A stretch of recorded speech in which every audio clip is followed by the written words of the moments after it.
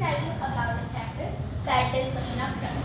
जैसे कि हम सब जानते हैं ट्रस्ट और बिलीफ एक ऐसी चीज़ है जो नॉर्मली हम कभी कभी किसी पे नहीं करते हैं, करनी भी नहीं चाहिए, क्योंकि लोग बिलीफ के साथ गेम खेलना पसंद करते हैं, उसको इमोशन मिलाना कम पसंद करते हैं। सो हमारा चैप्टर है एक स्टोरी के बारे में जो कि हमारी सप्लीमेंट्री बुक से ली गई है। तो उसमें क्वेश्चन ऑफ ट्रस्ट जो चैप्टर है इसमें ये बताया गया है कि एक बहुत ही अजीबोगरीब चीज़ है जो हमेशा होती है लाइफ में। ट्रस्ट मतलब हम सबको पता है कि ट्रस्ट क्या होता है, भरोसा जो टूट जाता है और जुड़ भी जाता है। चलो हमारे चैप्टर में बताया गया एक थीफ की स्टोरी है जो मतलब वो पता है थीफ इसलिए नहीं है कि वो चोरी डेली करता है, बल्कि वो चोरी शौक के लिए करता है। उसका शौक है चोरी करना। अब चोरी करना किसी का शौक हो सकता है तुम्हारा भी अलग अलग होता है, तो उसका भी है, चोरी करना शौक है। और वो चोरी क्यों करता है उसके पीछे भी एक रीजन है। He wants to read new types of book. हर साल वो उसको नई नई बुक्स पढ़ने का शौक है। उसकी डिफरेंट हॉबीज हैं जिनको पूरा करने के लिए वो चोरी को एक रास्ता पकड़ता है। चोरी उसकी एक रास्ता बनती है जिससे वो अपनी सारी हॉबीज को कंप्लीट करता है। जैसे कि उसकी सबसे मेन हॉबी है बुक्स पढ़ना, अलग अलग नए नए राइटर्स की, नए नए ऑथर्स की न्यू सी बुक्स पढ़ना। तो वो साल में एक बार चोरी करता है। वो इतनी अच्छी चोरी करता है ना कि उस टाइम पे उसको उस चोरी के बाद वो उस चोरी के मनी का कुछ नहीं करता है, उनसे सिर्फ और सिर्फ बुक्स ही खरीदता है। बुक्स इसलिए खरीदता है क्योंकि उसको पसंद है बुक्स पढ़ना।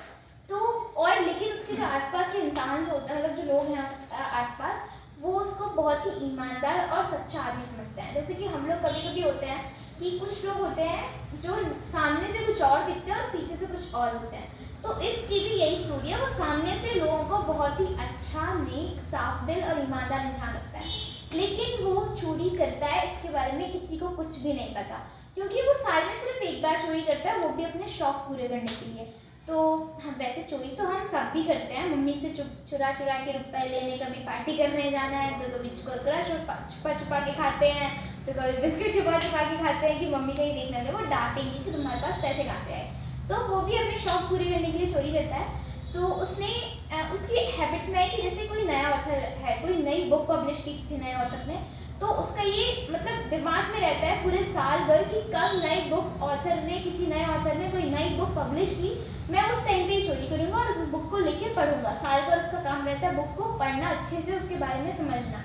तो वो क्या करता है, वो उस टाइम पे एक टाइम पे मतलब उसे एक नई बुक मिलती है। मतलब मिलती क्या है, वो सर्च देखता है तो उसको एक नई बुक दिखती है मार्केट में, बहुत अच्छी बुक होती है, इसके रिव्यूज भी बहुत अच्छे आ रहे होते हैं।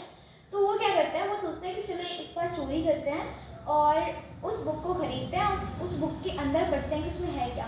अब क्या होता है कि वो एक ऐसे घर में जाने की कोशिश कर रहा था जो घर मतलब वो साल में एक बार ही चोरी करता था। तो वो चोरी भी ऐसे घर में करता था जहाँ बहुत पैसा हो, मतलब काफ़ी अच्छे लोग हो जिनके घर में वो चोरी करने जाए उसके पास काफ़ी सारा मनी हो, तो कोई दिक्कत ना हो, मतलब सीधी सी बात है, उसको काफ़ी सारा पैसा मिल जाए। तो वो जहाँ इस बार जा रहा होता है चोरी करने, वो एक बहुत अच्छे फैमिली से बिलोंग करते हैं वो लोग, और काफ़ी रिच फैमिली होती है उनकी। कुछ लोग उनके लंदन में रहते हैं, कुछ लोग मतलब बाहर रहते हैं और उनके पास काफ़ी सारा पैसा होता है और बॉडीगार्ड वगैरह भी रखते हैं वो लोग अपने साथ। तो एक बार क्या होता है, वो देख रहा होता है कि कब ये बॉडीगार्ड साइड से हटे। उन बॉडीगार्ड का थोड़ा क्या होता था कि वो बॉडीगार्ड बीच के टाइम पे थोड़ा घूमने जाते थे। तो उसने टाइम चेक किया जब उसके बॉडीगार्ड, उस घर के बॉडीगार्ड मतलब बाहर गए थे, और उसके घर में उसने ये भी देख लिया कि उस सिर्फ एक इंसान के अलावा पूरे घर में कोई नहीं था। वो एक इंसान कौन था, जो सो रहा था, उसको कुछ भी नहीं पता था। लेकिन उस घर में एक बहुत अच्छी चीज़ थी, जैसे कि हम लोग भी करते हैं जब अब जो न्यू घर बन रहा है उनमें क्या करते हैं हम लोग कि अलार्म बेल लगा देते हैं। अगर कोई अनजान व्यक्ति आता है तो वो अलार्म बेल बज जाती है, ताकि हम लोग को ये समझ में आ जाए कि कोई नया मतलब कोई स्ट्रेंजर हमारे घर में आया है। तो वहाँ पे जो अलार्म बेल थी वो उसने देखा, वो मतलब वो चोरी करना इस तरीके से चाह रहा था कि कोई मुझे पकड़ ना पाए। तो उसने अलार्म बेल को चेक किया, मतलब हर एक चीज़ उसने उस घर की जानी थी कि कहाँ चीज़ें रखी हैं, कहाँ क्या है, कहाँ अलार्म बेल है, कहाँ रूम है, कहाँ वो रूम है जहाँ शेफ रखी है, मतलब जहाँ मनी वगैरह है, वो सब देख लिया उसने। अब उसने क्या किया, वो घर में घुसा और उससे पहले उसने अलार्म बेल का वो जो वायर थी वो कट कर दी। वायर कट करने के बाद अलार्म बेल बजना बंद होगी, क्योंकि जो अलार्म बेल थी वो तो इलेक्ट्रिक बेल थी। अब वो इलेक्ट्रिक बेल तो तभी चलेगी जब उसकी वायर्स लगी होंगी, लेकिन उसने वायर्स कट कर दी थी। तो अब उसके बॉडीगार्ड भी घर में नहीं थे, इलेक्ट्रिक बेल भी बंद हो गई थी। तो अभी उसको कोई एंटर करने के लिए कोई इंटरफेयर करने वाला नहीं था। मतलब जब वो एंट्री करे उस घर में तो कोई इसे इंटरफेयर करने वाला नहीं था कि तुम कहाँ जा रहे हो। तो उसने क्या किया, वो सब कुछ कर लिया, उसने सारी चीज़ें चेक कर ली। उसको ये पता चला कि सेफ जो है वो ऐसे टेबल रखी है, उसके पीछे काफ़ी सारी पेंटिंग्स रखी हैं, उसके पीछे शेफ है, उसने ये भी देख लिया है। और वो उसी रूम में गया डायरेक्ट जहाँ पे वो शेफ रखी हुई थी। तो उसने देखा कि पेंटिंग्स हैं और काफ़ी सारी चीज़ है। एक्चुअली उस घर का नक्शा ना एक बुक में था, जो पूरा एक बुक थी उस पूरे घर के ऊपर कि कहाँ कौन सी चीज़ कहाँ रखी है। तो उसने ये भी जान लिया था कि वहाँ क्या दिक्कत है, जो शेफ है उसकी रियल की कहाँ है और उससे मैं किस मास्टर की से खोल सकता हूँ। तो उसने क्या किया, उसने मास्टर की भी उस रूम के लिए, उस शेफ के लॉक के लिए स्टार्ट कर ली, मतलब देख ली। और उसने ये भी जान लिया कि पेंटिंग्स को कैसे हटाना है, मतलब पूरा काम करके गया था वो अपना। हम लोग होमवर्क नहीं करते, लेकिन वो अपना पूरा होमवर्क करके गया था।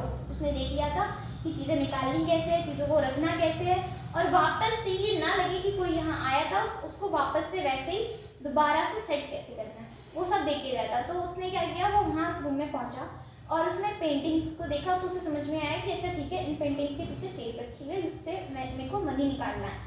तो वहाँ पे ना एक्चुअली उसको क्या था, ह्यू फीवर था। ह्यू फीवर क्या होता है, ह्यू फीवर एक ऐसी बीमारी होती है जिसमें हम लोग को ना, मतलब फ्लावर या प्लांट्स, ऐसी किसी भी चीज़ हो, जैसे फ्लावर्स प्लांट्स वगैरह हुए, इनसे दिक्कत होती है, इनसे एलर्जी होती है।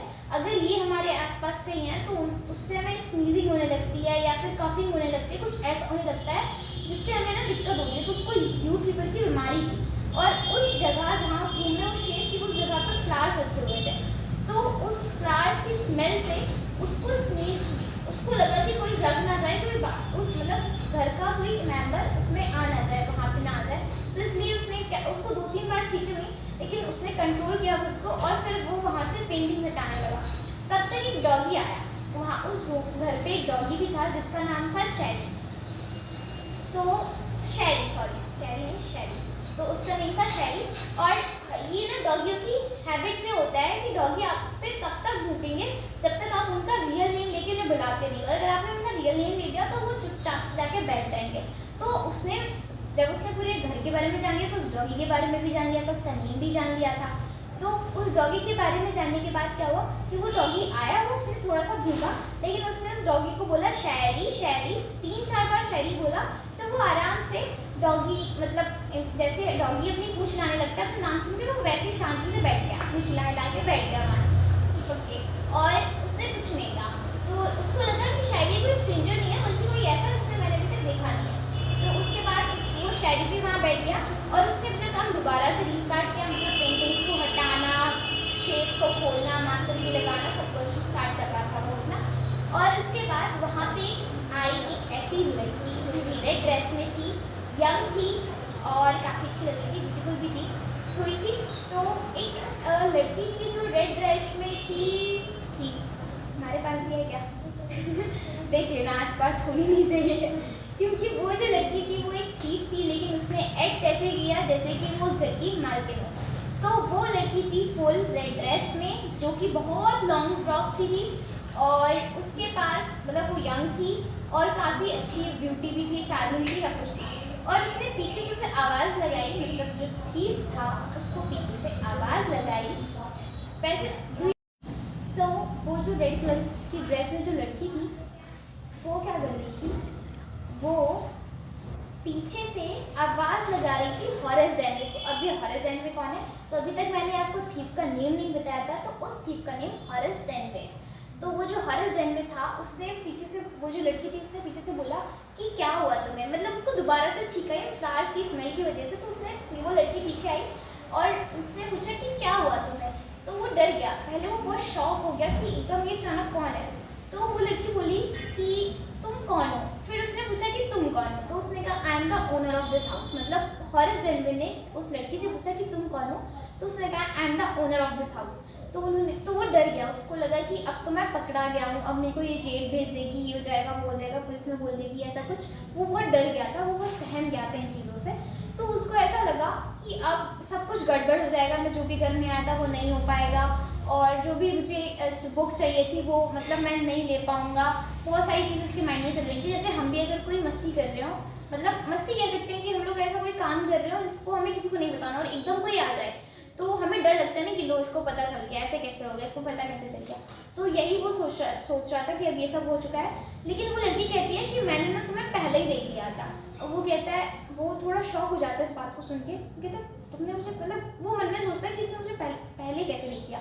तो कहती है मैं ना तुम्हारी सारी प्लानिंग सुन रही थी, उस छत पे बालकनी पे खड़ी होगी, क्योंकि उसका जो घर था वो जहाँ हॉरिस जन रहता था उससे थोड़ी दूर पे ही था। तो वो कह रही थी कि मैंने तुम्हारा हर चीज़ समझ ली थी कि तुम यहाँ क्यों आए हो, तुम यहाँ चोरी करने आए हो ना। तो वो मतलब धीरे धीरे बोलता है, मरमर करके, मतलब धीरे धीरे सी आवाज़ में मरमर करना मतलब बहुत धीरे धीरे और हिचकिचा के बोलना। तो वो बोलता है हाँ मैं चोरी करने आया था। तो वो बोलती है कि मुझे तुम्हारे बारे में पता था कि तुम यहाँ चोरी करने आ रहे हो, क्योंकि मेरे को ना मैंने पहले ही देख लिया था तुम्हें कि तुम यहाँ की प्लानिंग कर रहे हो और यहाँ पे चोरी करना तुम्हारा मकसद है। तो वो कहता है कि सॉरी मैं, मेरा ऐसा कोई मकसद नहीं था, मेरे को तो एक बुक लेनी थी इसलिए मैं चोरी कर रहा हूँ। वो सब कुछ उसे बता देता है। तो वो जो लड़की होती है वो कहती है कि अच्छा ठीक है, अगर तुम ये चाहते हो कि मैं तुम्हारी पुलिस में कंप्लेन ना करूँ तो तुम्हें मेरे लिए काम करना पड़ेगा। तो वो कहता है अच्छा ठीक है, लेकिन तुम पहले मुझे प्रॉमिस करो कि तुम मेरी कंप्लेन पुलिस में नहीं करोगी। तो वो बोलती है हाँ प्रॉमिस, मैं तुम्हारी कोई कंप्लेन पुलिस में नहीं करूँगी। तो वो कहता है अच्छा ठीक है, काम बताओ। तो वो कहते तुम्हारे पास तो शेख की मास्टर की है ना, तुम यही तो खोलने जा रहे थे। तो बोला हाँ है, तो आपको उससे क्या करना है, आपके पास तो रियल की होगी। बोले वो ना एक्चुअली मेरा हस्बैंड, हम लोग लंदन में रहते हैं, तो वहाँ पे हम लोग अपने जो की है शेख की रियल की, वो मैं वहाँ छोड़ के आई हूँ। मैंने उससे बोला था कि मुझे वापस दे देना और उसमें रख देना, लेकिन उसने रखी नहीं है और वो भी भूल गया और मैं भी भूल गई। और मुझे आज रात में एक पार्टी में जाना है, तो वहाँ पे मुझे यहाँ इसमें जो ज्वेलरी रखी हुई है सेफ में, मुझे वो निकालनी है और मेरे को वही पहननी है आज रात पार्टी में। तो क्या तुम इस मास्टर की का यूज़ करके मुझे वो ज्वेलरी दे सकते हो। तो वो कहता है आपको पक्का है कि आप वो रियली भूल गए हो। बोले हाँ पक्का है, मैं भूल गई हूँ, मैंने सब जगह चेक कर लिया है, हम लोग भूल गए हैं। और तुम मेरे इस मतलब सेफ से तुम ये निकाल दो ताकि मैं आज रात की पार्टी इंजॉय कर सकूँ। तो वो कहता है अच्छा ठीक है, मैं निकाल दूंगा, लेकिन आप मेरी पुलिस में कंप्लेन मत करना। तो वो बोलती है ठीक है मैं नहीं करूँगी।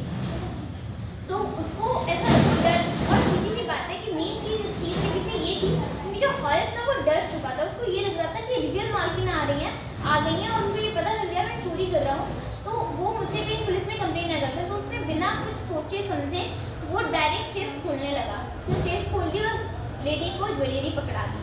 जब उस लेडी को ज्वेलरी पकड़ा दी तो लेडी वहाँ से चली गई और हॉरिस भी चला गया। लेकिन कुछ टाइम बाद एक्चुअली वो जो लड़की थी वो ना तो ओनर थी और ना ही वो उस घर के बारे में किसी को जानती थी। वो लड़की भी थी एक थी, मतलब वो भी चोरी कर रही थी। वो एक्चुअली वहाँ इसलिए आई थी, वो पहले से वहाँ एडजस्ट होकर रखी थी, तो मुझे पता चल गया था कि हॉरिस यहाँ चोरी करने आया है। तो उसको लगा कि मैं यहाँ जाऊँगी, इसके पास जाऊँगी as a owner of this house, और मैं इससे बोलूँगी कि मैं इस घर की ओनर हूँ, और ये डर जाएगा। और फिर मैं इससे एज अ मतलब झूठी कोई भी स्टोरी बना के मैं इससे इसकी ज्वेलरी निकलवा लूँगी। तो उसने वही किया जैसे करना था, उसने ज्वेलरी निकलवा ली। और उसके बाद उस मास्टर, लेकिन शायद ये हॉरिस ये भूल गया था, क्योंकि हॉरिस इस प्रॉमिस में था, इस धोखे में था कि वो लड़की तो पुलिस में कंप्लेन ही नहीं करेगी। लेकिन वो ये भूल गया था कि उस मास्टर की पे उसकी थंबनेल बन गई थी। तो कुछ टाइम बाद जो रियल ओनर थी उसकी, वो थी 60 इयर्स ओल्ड, और वो जो लड़की आई थी एज अ ओनर बन के जो एक्ट कर रही थी वो थी एक यंग लड़की। तो आप समझ सकते हो कि एक 60 ईयर ओल्ड औरत में और एक यंग लड़की में कितना डिफरेंस होता है। तो वो जो 60 ईयर ओल्ड मतलब औरत थी, उन्होंने देखा होगा, उन्होंने जो भी देखा शेप वगैरह में, तो उनको एक मास्टर की मिली, और जो मास्टर की थी उन्होंने उसका चेक करवाया तो उसमें हॉरिस के फिंगरप्रिंट्स मिल गए। और वो उन्होंने जाके, जो रियल ओनर थी, उन्होंने जाके पुलिस में उसकी कंप्लेन करी और हॉरिस को पकड़ लिया गया, हॉरिस को अरेस्ट कर लिया गया। लेकिन हॉरिस ने बोला कि लेकिन ऐसा कैसे हो सकता है, मैं उस दिन जब चोरी करने गया था तब तो वहाँ ओनर ही आई थी ना घर की, मतलब मेरे को दे दो और मेरे को दे दो, मेरे को पार्टी में जाना है ये वो। तो वो पीछे से वो पुलिस वाला बोलता है तुम झूठ क्यों बोल रहे हो, रियल ओनर तो उसकी ये है। तो वो लड़की, वो जो 60 ईयर ओल्ड वुमेन होती है, वो उसके सामने आती है, वो बोलती है मैं हूँ इस घर की रियल ओनर, तुम्हें किसने ये बताया कि वो लड़की जो थी वो रियल ओनर थी।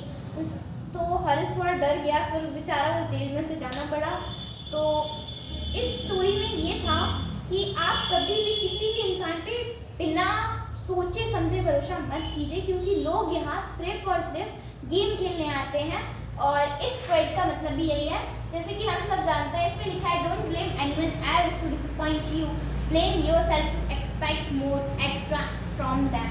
मतलब किसी और को इस चीज़ के लिए ब्लेम मत करो, या फिर इस चीज़ के लिए मत बोलो कि उसने आपको डिसअपॉइंट किया है या फिर उसने आपको उदास किया है। खुद को ब्लेम करो, आपने उनसे कुछ ज़्यादा एक्सपेक्ट किया था। जैसे कि हॉरेस ने उस लड़की से एक्सपेक्ट कर लिया था कि वो उसकी पुलिस में कंप्लेंट नहीं करेगी, लेकिन उसने कर दी, और उस दिन से हॉरेस ने थीफिंग भी बंद कर दी और उसका भरोसा भी टूट गया।